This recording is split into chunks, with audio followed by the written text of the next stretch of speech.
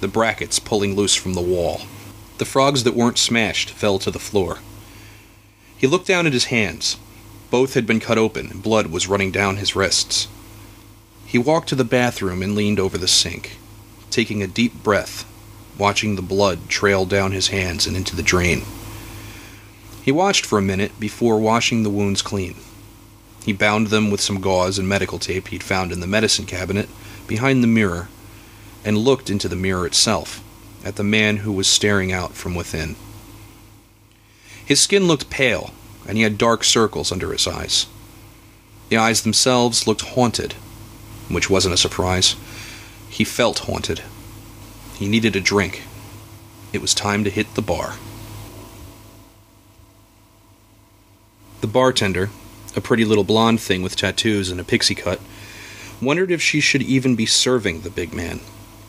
One of the bar's rules was to never serve someone who had obviously come in drunk, but he was also very big, and she didn't like to make waves. He looked like he could make very big waves. "What can I get you?" the blonde asked Steve, avoiding eye contact. "A shot of Jack and a Bud," he said. She nodded and shuffled off to get his drinks. The bar was fairly packed. Sarah told him to find a girlfriend. He laughed to himself. Even if he wanted to, the crowd here was half his age. The jukebox pumped out some heavy metal band he didn't recognize. Not only did he feel out of place, he felt displaced from time. The blonde returned with his drinks. Her eyes fell on his bandaged hands when he paid her, but she looked away quickly. He watched her go, feeling a wave of contempt for her nervous glances. He threw the shot back and chased it with a long pull on his beer. He wondered, and not for the first time, if Sarah would come to his funeral. He wondered if she would bring Lawrence Waite. The bar lights left trails that blurred across his retinas, tiny comets of fading light that lingered just a little too long. He'd been drinking and sustaining a formidable drunk since 2 o'clock that afternoon. Not an all-time high score, but definitely one for the record books. He pushed his empty glasses forward for the bartender to see, the universal sign for a refill. But the bar was full, and she didn't even seem to notice. He could hear the sound of many voices talking at once, blending into an unearthly chatter that no longer even sounded like human speech. The voices of demons. Rob Dunstan stood with his friends Mark and Rennie, sipping his third rum and coke, when he spotted Steve across the bar. He cringed, hoping Steve hadn't already spotted him, and turned to face his back to the bar. Steve was a guy Rob knew from work. Strange old guy with a serious drinking problem. They were both employed by the state of Pennsylvania as fire safety inspectors.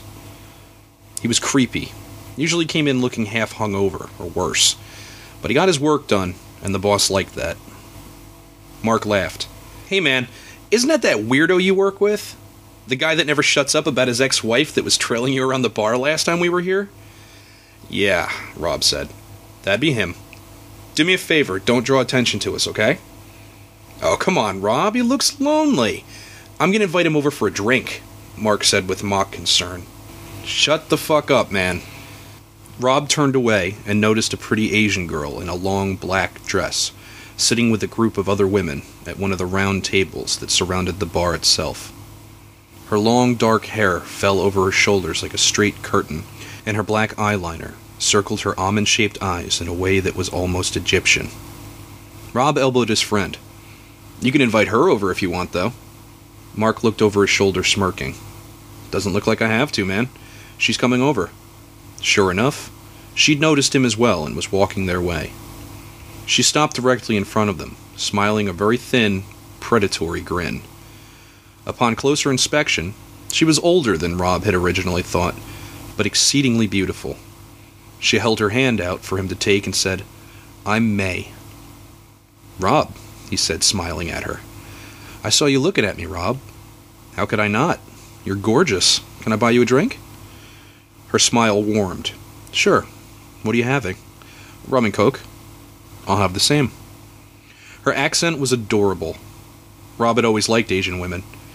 He was pretty tall, and he liked the way petite women felt in his arms. Like something fragile, something that needed protecting. Their drinks came, and she never broke eye contact with him, an act that made her seem very confident, but also made Rob feel a little nervous.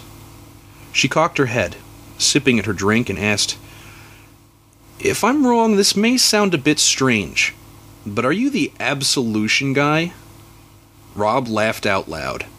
He hadn't heard that in a while. "Yeah, I am, or I was, the absolution guy." When Rob had first finished college, he and an ex-roommate had started up a small workout equipment company.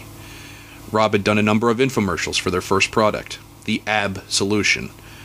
Basically a portable device that helped improve your abdominal muscles. Rob had been the obvious choice to model the device, since he had a weightlifter's body. Their motto had been, "Do you have a problem with flabby abs? Then you need the Ab Solution." "I can't believe you remember that," he told her. He rolled his eyes in mock embarrassment. It wasn't the least bit convincing, and he knew it. "I'm a bit of an insomniac," she said. "A lot of late-night television. I probably would have recognized you if you sold Ginsu knives on QVC, too." "Well, you've definitely got a good memory, May." "Only for men I find attractive," she said with a wink. Oh yeah, he was definitely getting laid tonight. Instead of the expected excitement that came with anticipation, he felt the sadness coming on. That's what he called it when the coke was wearing off. That feeling of doom and temporary depression that signaled the backswing of the cocaine pendulum.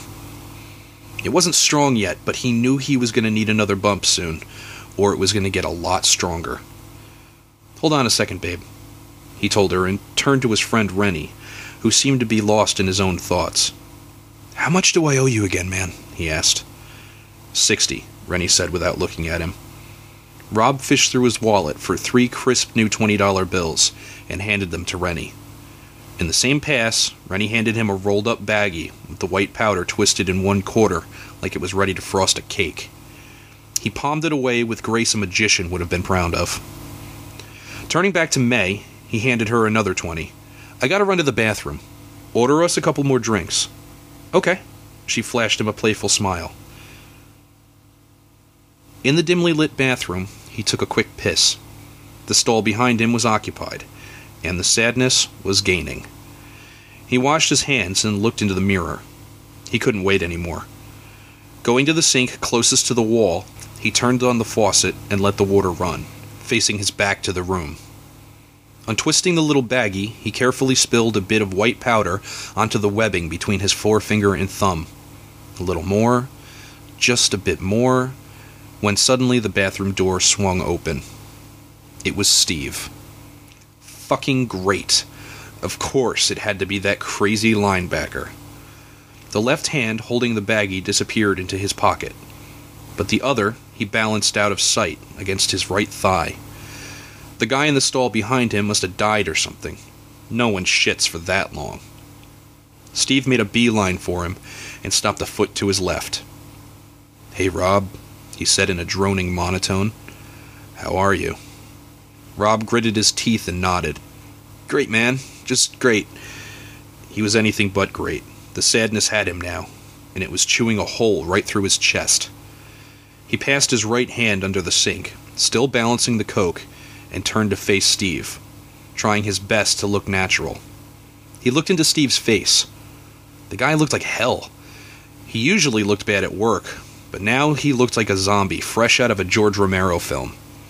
His eyes were bloodshot, and the skin around them was raw and red, like the eyes were an infection the sockets were trying to expel. "Jesus, Steve," Rob said in spite of himself. "Are you okay?" "Yeah," Steve said. "I'm okay." Rob saw the bandages on his hands, which were now turning brown from the dried blood crusted along the lengths of his pinkies and down his wrists.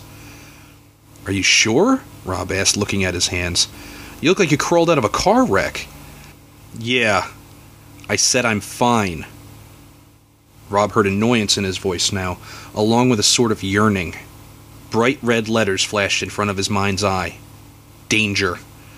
"Okay," Rob said, turning off the faucet with his left hand. "Just making sure, buddy."